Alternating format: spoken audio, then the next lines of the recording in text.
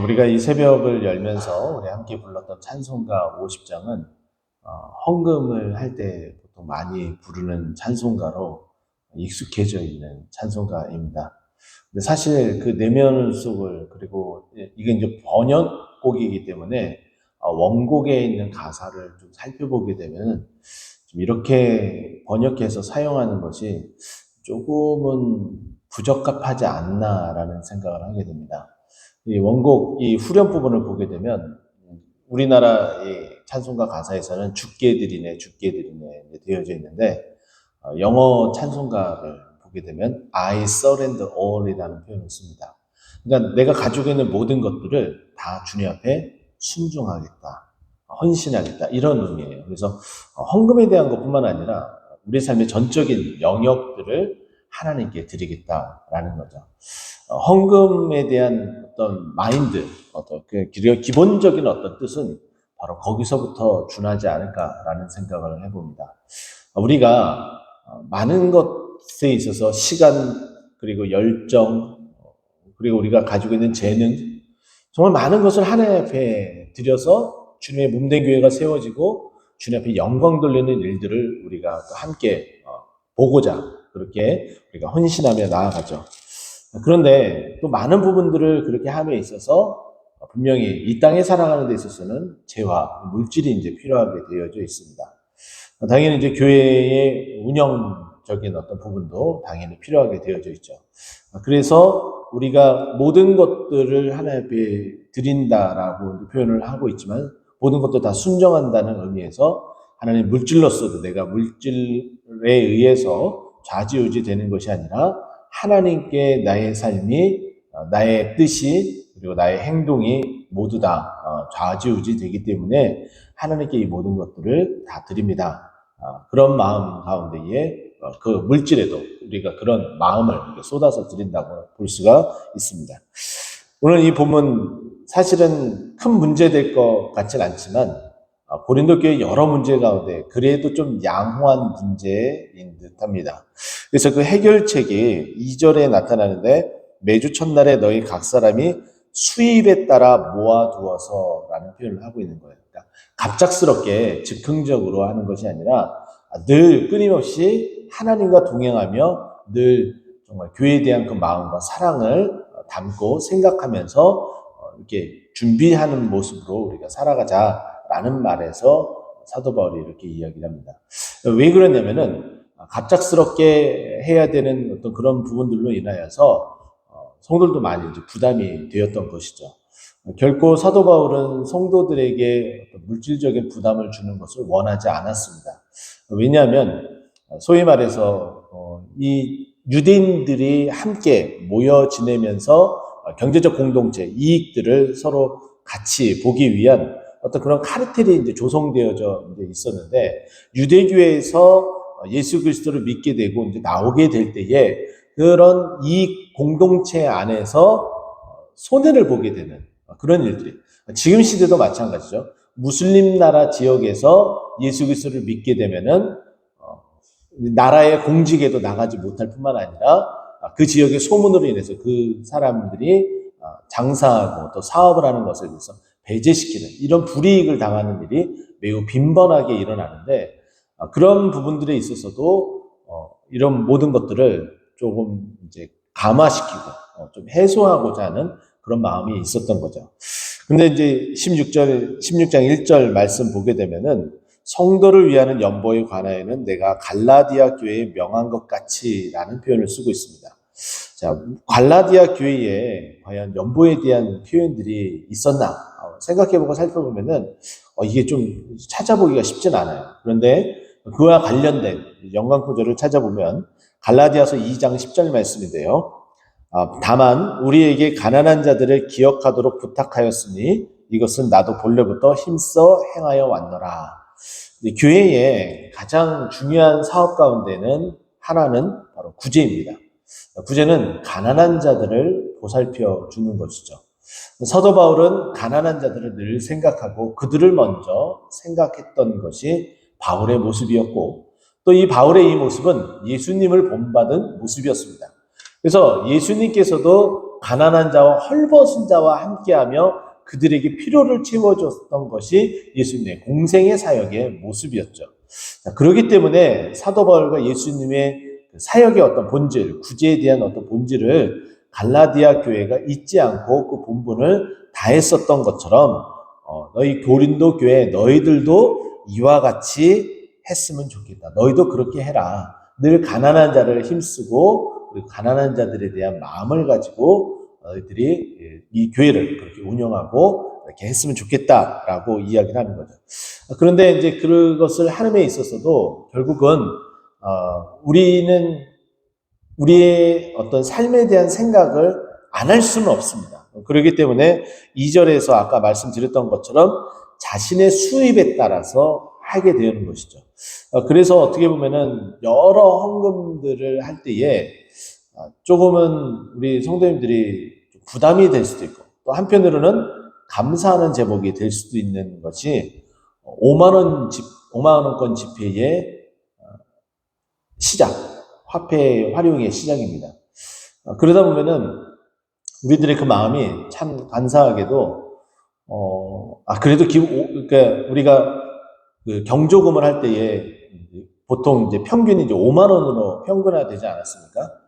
그러다 보니까는 우리가 헌금 생활을 할 때도 5만 원 정도는 해야 되지 않을까라는 그런 부담을 갖게 됩니다. 근데 저는 여러분들에게 말씀드리고 싶은 것은 전혀 그러지 마시라는 거예요. 내 형편이 어떠한지를 생각하시라는 거예요.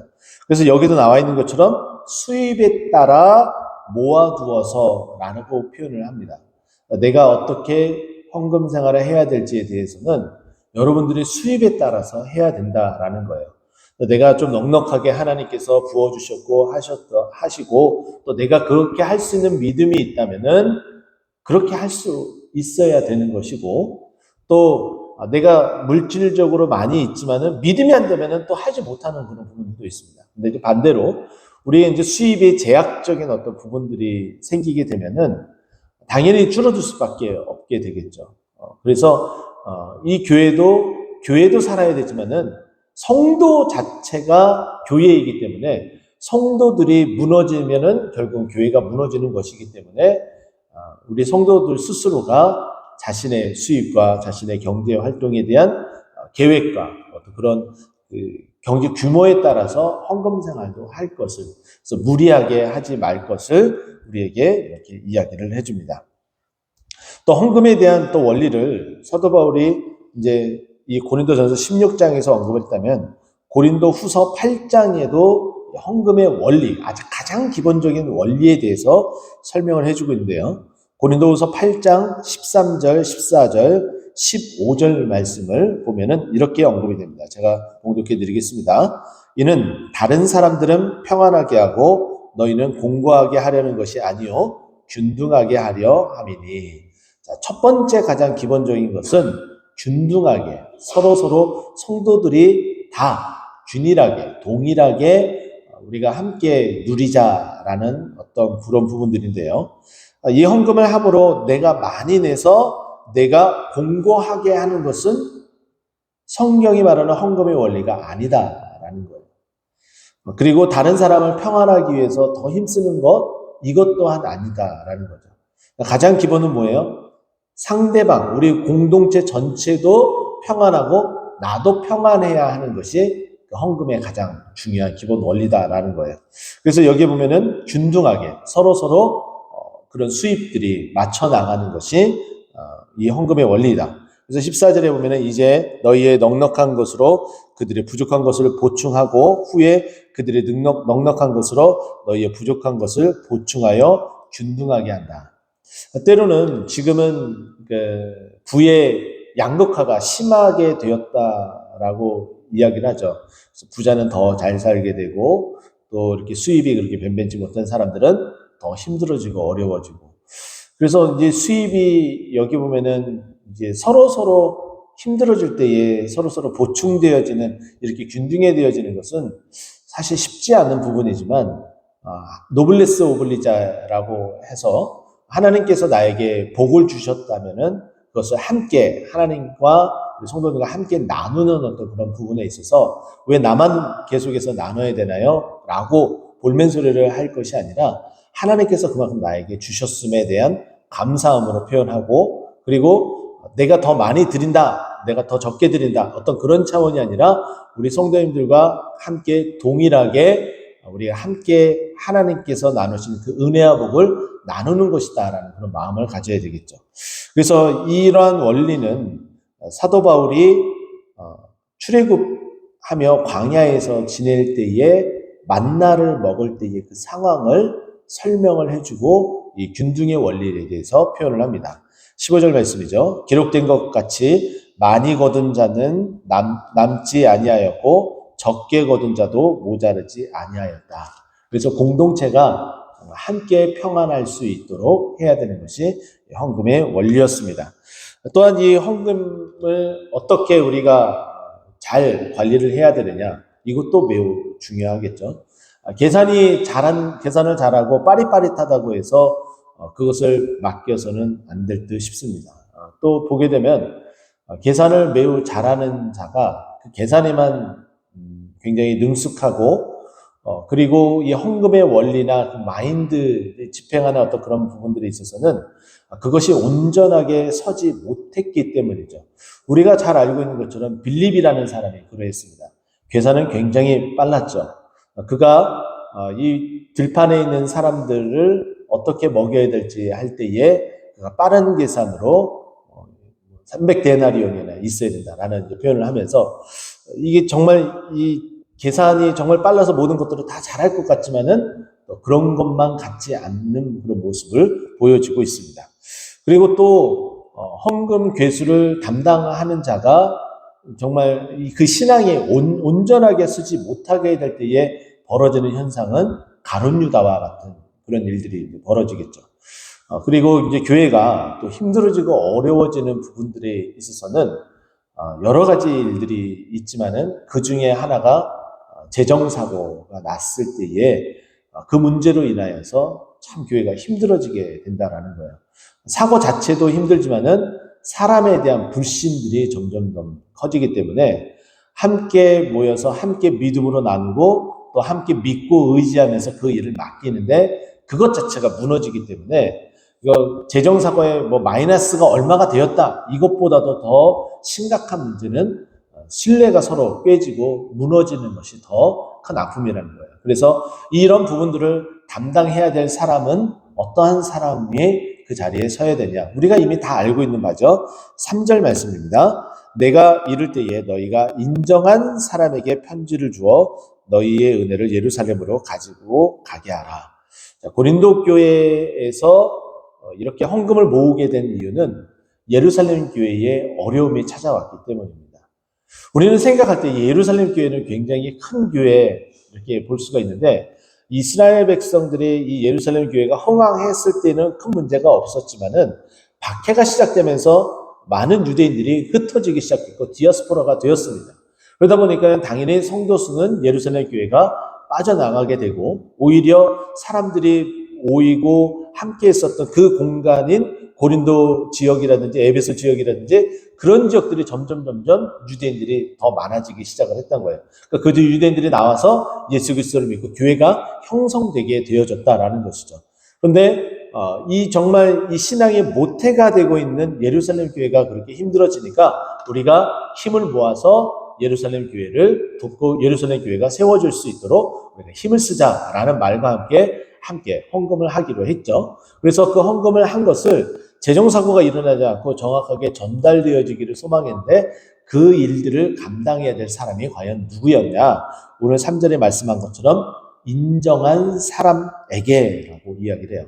신앙적으로 그리고 여러모에 있어서 정말 다른 사람들보다도 이 부분을 담당하게 되면은 잘 감당하고 사고가 일어나지 않을 사람에게 일을 맡겨서 우리가 다 평안하게 그 모든 그 책임들을 다 감당할 수 있도록 하는 것이 이 헌금에 대한 이 원리, 재정에 대한 원리다라고 이야기를 하고 있고, 또 마지막 4절에 보면 나도 가는 것이 합당하면 그들이 나와 함께 가리라.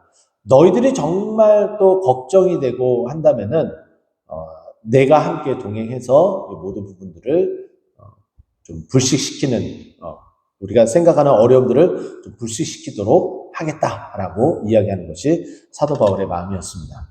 이제 말씀을 정리하자면 이렇습니다. 교회는 당연히 사업하는 어떤 사업체가 아니기 때문에 분명히 이 교회가 해야 될 일들은 성도님들의 헌신으로 이루어집니다.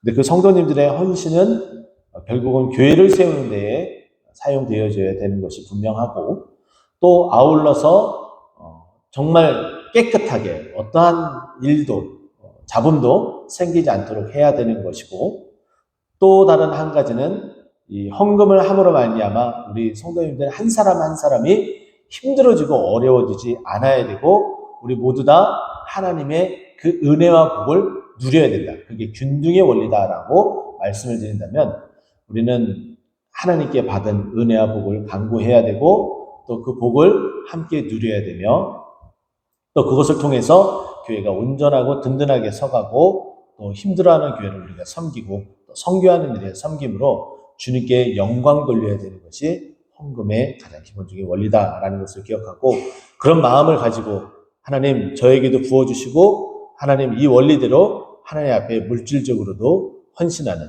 그리고 뿐만 아니라 우리가 찬송가 불렀던 것처럼 I surrender all, 내 모든 것 주님 앞에 다 드리고 헌신하고 순종하지만 이 물질적인 것도 이와 같은 마음으로 하나님 앞에 드리겠습니다 라는 마음으로 믿음 생활하는 우리 모두가 되기를 간절히 축원드립니다. 기도하겠습니다.